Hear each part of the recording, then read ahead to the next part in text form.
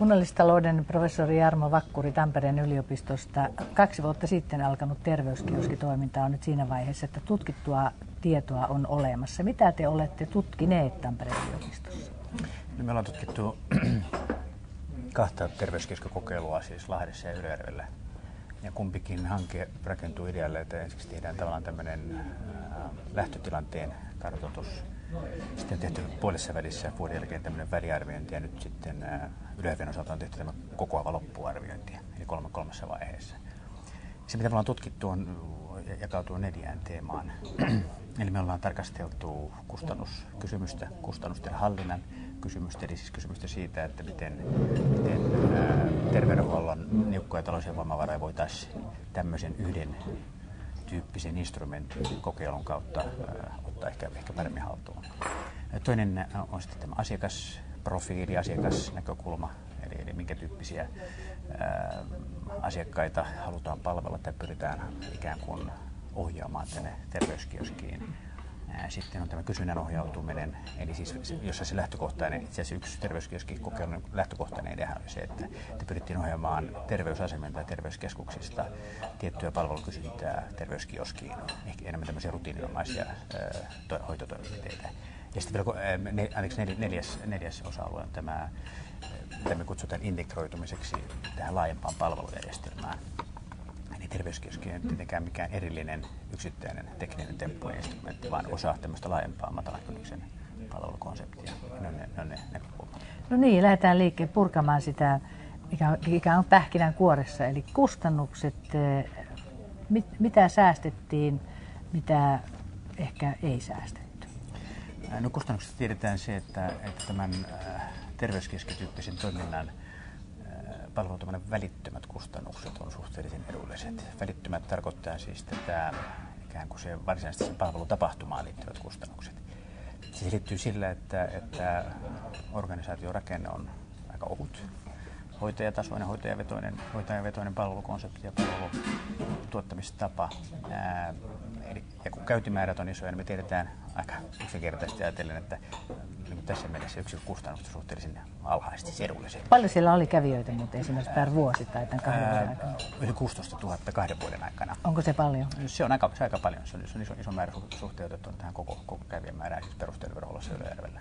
Mutta kustannusten osalta tiedetään tosissaan se, että sen välittömät kustannukset on ikään kuin suhteellisen edulliset. Mutta sitten mitä ei tiedetä, mikä terveydenhuollossa on tietenkin tärkeä merkityksellistä on, että mitkä on nämä välilliset kustannukset. Eli miten palvelun ohjaus, asiakkaan ohjaus siihen palveluun toteutuu. Ja siinähän suomalaisessa terveydenhuollossa vielä paljon tekemistä. Sen osalta meillä kauhean paljon evidenssiä vielä voi tämä 2 vuoden perusteella olla.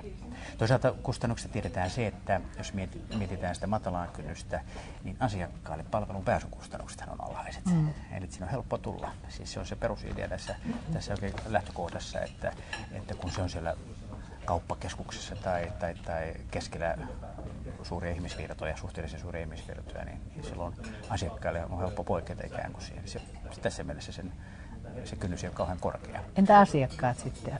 Mitä te heistä tutkitte ja löysitte? No, asiakkaiden osalta tiedetään tämmöistä perusfaktaa tiedetään aika hyvin monipuolisesti. Raportista on nähtävissä, että tyypillinen kävijä on 60-vuotias nainen, 43% Ylöjärven terveyskeskuskävijöistä on kuitenkin miehiä. Ja tämähän on ollut myös semmoinen lähtökohtainen tavoite, että miten päästä kiinni, lainausmerkeissä päästä kiinni näihin keski-ikäisiin miehiin, jossa vaikuttavuuden kannalta silloin se matala kynnys voisi mahdollistaa aika moniakin asioita.